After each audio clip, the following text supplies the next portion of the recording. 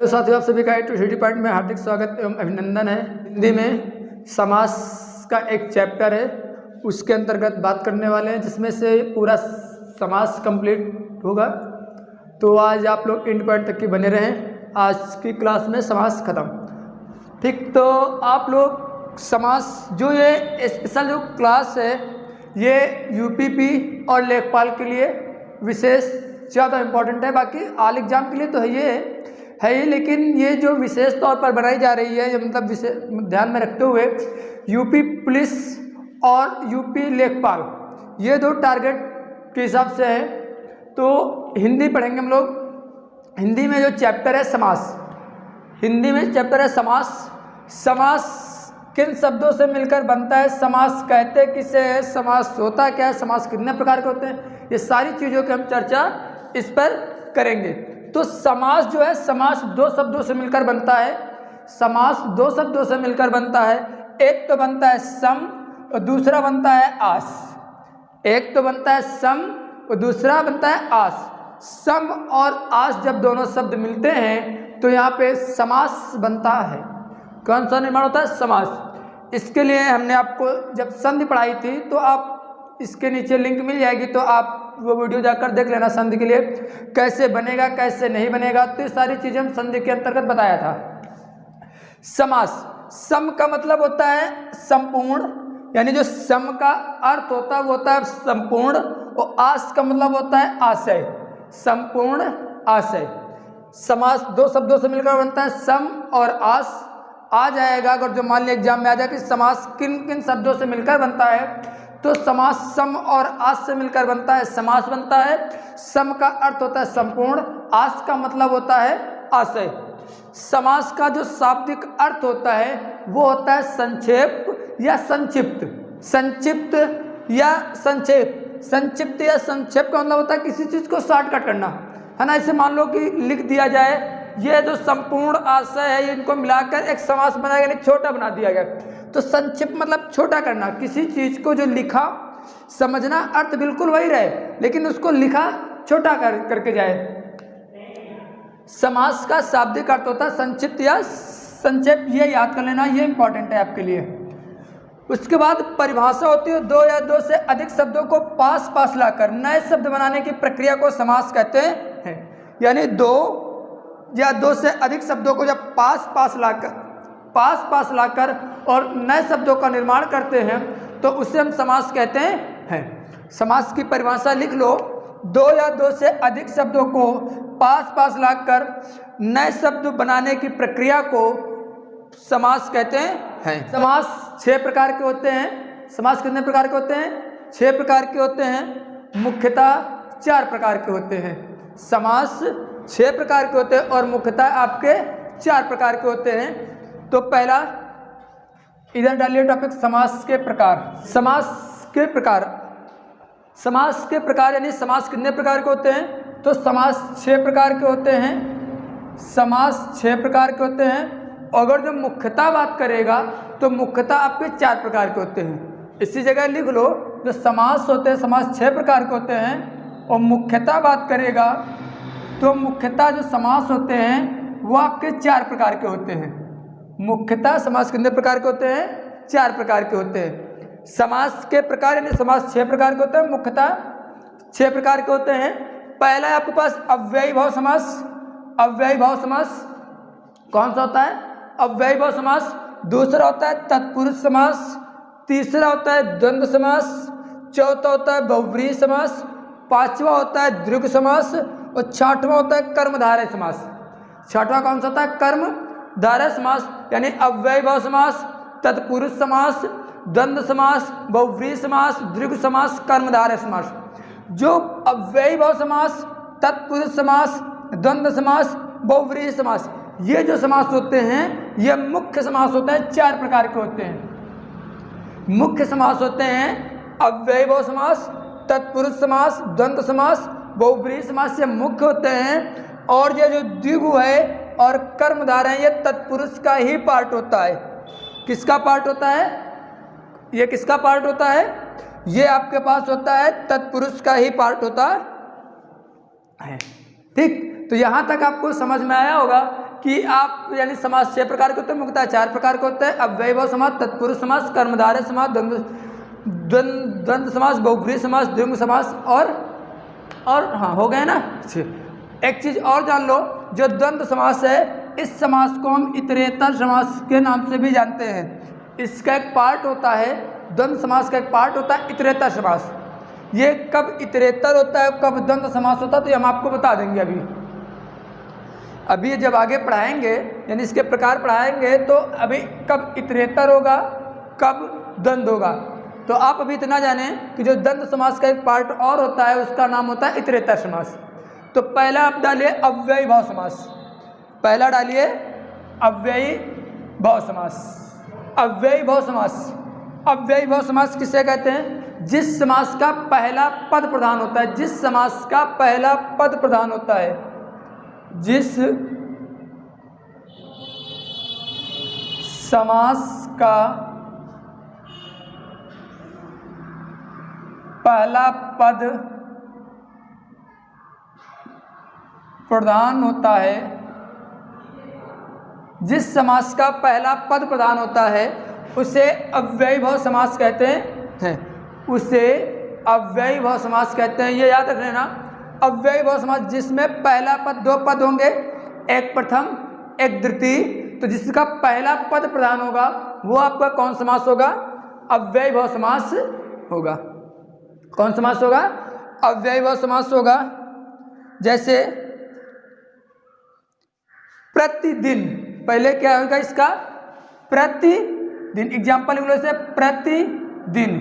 तो प्रतिदिन को विस्तार से करोगे, यानी इसका समास विग्रह करोगे, तो क्या हो जाएगा? प्रत्येक दिन। क्या हो जाएगा? प्रत्येक दिन। तो यहाँ पे देखो, इसका ये पहला पद जो है ये आपके पास ये प्रधान है, अतः ये विशेषता बता रहा है। दिन तो रोज आएगा, लेकिन प्रत्येक दिन, जैसे मैं कॉलेज जाता हूँ तो कॉलेज मैं प्रत्येक दिन कॉलेज जाता हूँ। कॉलेज जाना एक अलग बात है और प्रत्येक दिन जाना एक अलग बात होती है ना। तो यहाँ पर ये क्या हो जाएगा? प्रत्येक दिन। क्लियर? एक और होता है, वो क्या होता है आपके पास? प्रत्यक्ष। प्रत्यक्ष को लिखोगे तो हो जाएगा प्रतिधन अच्छ। क्या हो जाएगा? प्रतिधन अच्छ। देखो, प्रतिधन अच्छ। तो यहाँ पे कौन समास हुआ जाके? अव्ययीभाव समास हुआ जाके। कौन समास हुआ जाके? अव्ययीभाव समास हुआ जाके। एक चीज और ध्यान देना, जब कभी भी लगातार 2 शब्द मिले, धीरे धीरे, धीरे धीरे, तो यहाँ पर कौन सा समास है? धीरे धीरे में यहाँ पर भी अव्ययी समास, अव्ययीभाव समास है। ठीक, जैसे जान लीजिए जिसका पहला पद प्रधान होता है वो कौन समास होता है? अव्ययीभाव समास होता है। कौन समास होता है? अव्ययीभाव समास होता है। उसके बाद डालिए द्वंद्व समास। द्वंद्व समास में अगला जो पॉइंट है वो है द्वंद्व समास। द्वंद्व समास में जिस समास में दोनों पद प्रधान होते हैं, जिस समास में दोनों पद प्रधान होते हैं वहाँ पे कौन समास होता है? द्वंद्व समास होता है। तो लिख लो, जिस समास में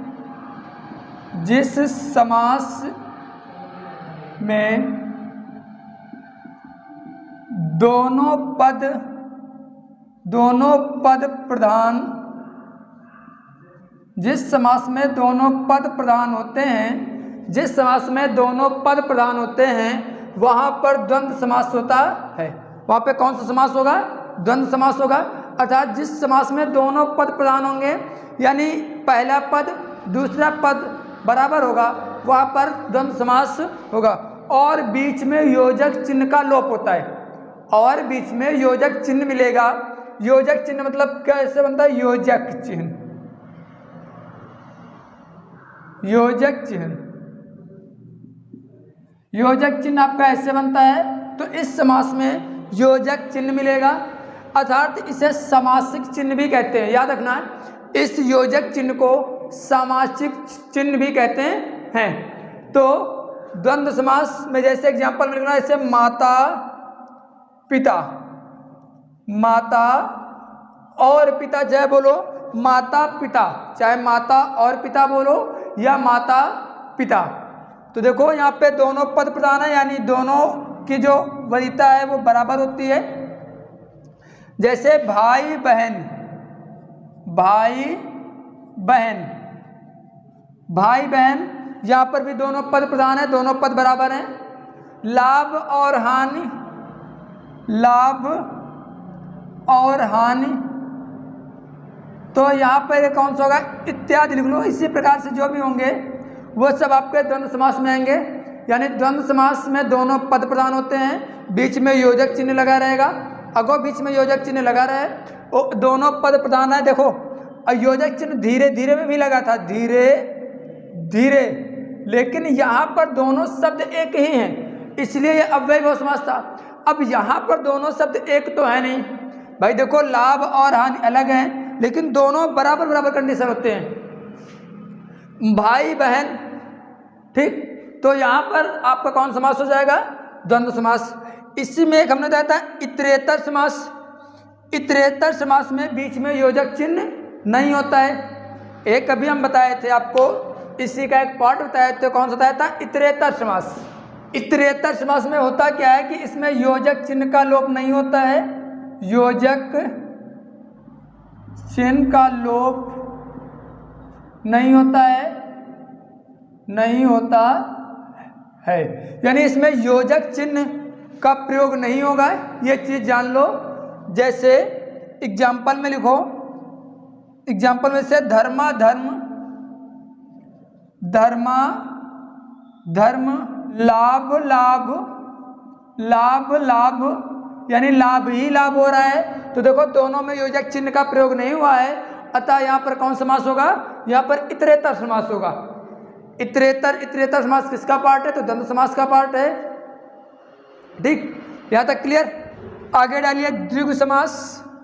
कौन सा समास डालना है, कराएंगे सब, आगे पीछे तो कोई दिक्कत नहीं है आप, लेकिन जो पहले बता रहे हैं उनको देख लें। आगे डालिए द्विगु समास। कौन सा डालना है, द्विगु समास में होता है, यह संख्यावाची होता है। जो द्विगु समास होता है यह संख्यावाची होता है, यह संख्यावाची होता है, संख्यावाची होता है। अतः इसमें जो संख्याएं मिलेंगी आपको 1 से 9 तक संख्याएं मिलेंगी। जो ये द्विगु समास होता है इसमें 1 से 9 तक की संख्याएं मिलेंगी। कितनी संख्या मिलेंगी, 1 से 9 तक की जितनी भी संख्याएं मिलेंगी वहाँ पर द्विगु समास होता है। देखो समास में एक या एक से अधिक समास, एक शब्द में एक या एक से अधिक समास हो सकते हैं। जैसे जो द्विगु समास के होंगे एग्जाम्पल, वो आपके बहुव्रीहि समास में भी जा सकते हैं। लेकिन अगर जो दोनों ऑप्शन में मिले तो सबसे पहले आप बहुव्रीहि समास को वरीयता देना। अभी बहुव्रीहि जब बताएंगे तो आपको समझ में आ जाएगा। ठीक, तो आप लोग करना क्या है कि अगर जो दो समास आपको समझ में आ रहे हैं तो सबसे पहले आप जो समास की वरीयता दोगे बहुव्रीहि समास को दोगे, उसके बाद अन्य समास की दोगे। तो ये द्विगु जो समास होता है ये संख्यावाची होता है।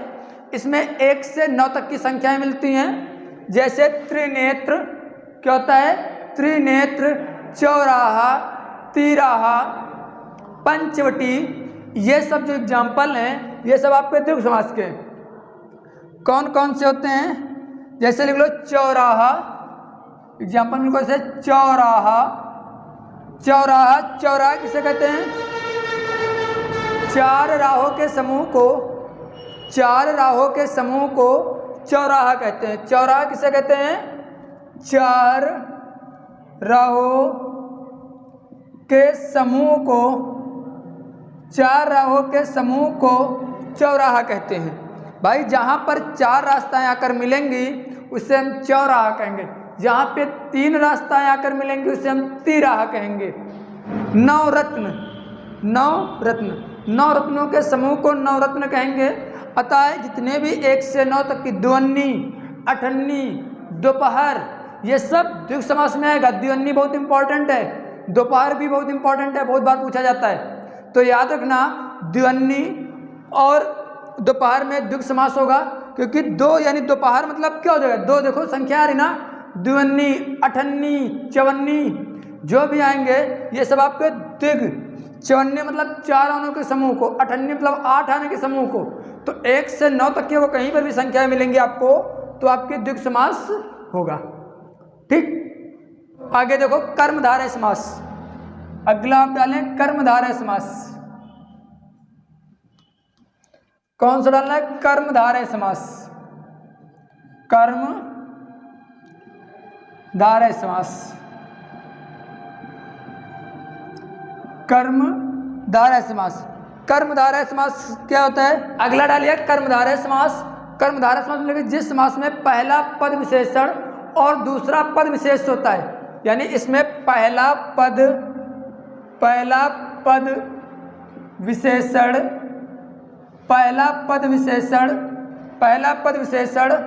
और दूसरा पद विशेष क्या होता है?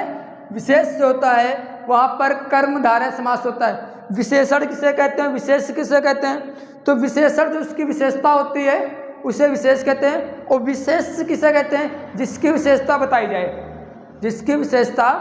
जैसे आकाश का रंग नीला है, जैसे एग्जाम्पल है, अरे आकाश का रंग नहीं, जैसे लिख लो लाल टोपी, लिख लो लाल टोपी।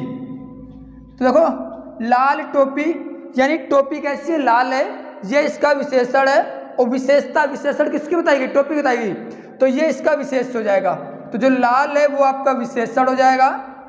क्या हो जाएगा? विशेषण हो जाएगा। और जो ये टोपी है ये आपकी विशेष हो जाएगी।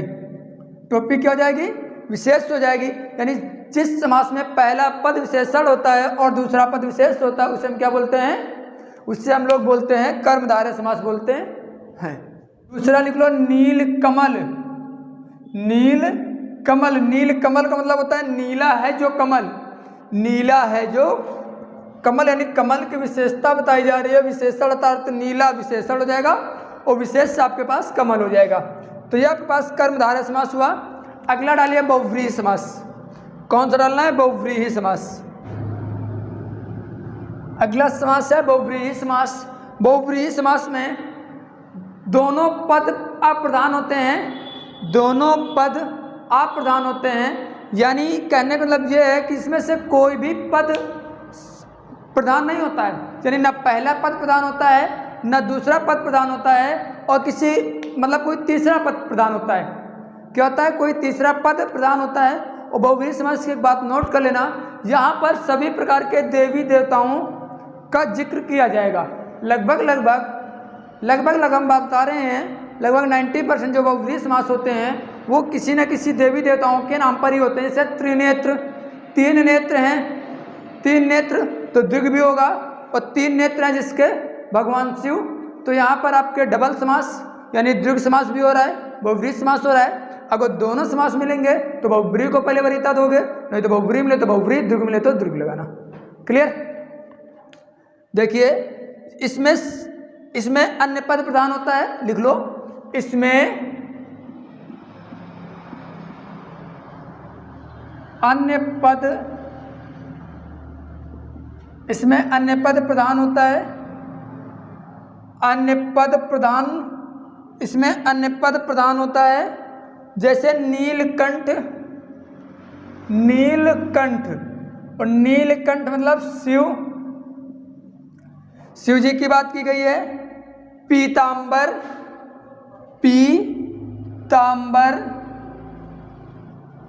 पीला है जिसका अंबर, अर्थात इसमें क्या होगा? पीला है जिसका अंबर, पीतांबर यानी पीला है जिसका अंबर, ये विष्णु के लिए बात की गई है। तो देखो इसमें अन्य पद प्रधान हो रहा है। नीला है कंठ जिसका, अर्थात भगवान शिव। पीतांबर पीला है जिसके अंबर, जैसे सरस्वती, 12 सिंगा, दशानन। देखो 12 सिंगा यानी 12 सिंग वाला है ना। तो यहाँ पर 1 से 9 के ऊपर हुआ है, अर्थात 1 से 9 तक के होता है तो द्विग समास में लोग जाते हैं, लेकिन 12 वाला तो किसी कीमत पर ये द्विग समास नहीं हो सकता है। दशानन का मतलब होता है जिसके 10 सिर हैं, अर्थात रावण। तो देखो अन्य पद प्रधान हुआ है। एक आपका बच्चा तत्पुरुष समास में 6 पार्ट हैं, इसलिए हम उसको कल बताएंगे आपको। एक आपका बच्चा तत्पुरुष समास बच्चा है, वो हम आपको कल पढ़ाएंगे। ठीक, तो यहाँ तक समास आपका कंप्लीट रहा। आप लोग बताना ये कैसी क्लास लगी। ये विशेष तौर पर अभी भी हम बता रहे हैं ऑल एग्जाम के तो लिए है ही है, लेकिन यूपीपी और लेखपाल के लिए बहुत इम्पोर्टेंट क्लास है। यहाँ से 1 या 2 नंबर का आना निश्चित है, ये चीज़ जान लो। तो इसको पढ़ लेना। एक लास्ट इसका बच्चा है तत्पुरुष समास। तत्पुरुष समास हम आपको कल पढ़ा देंगे, और कोई दिक्कत हो तो आप कमेंट बॉक्स में बताना। आप लोग आए, बहुत बहुत धन्यवाद।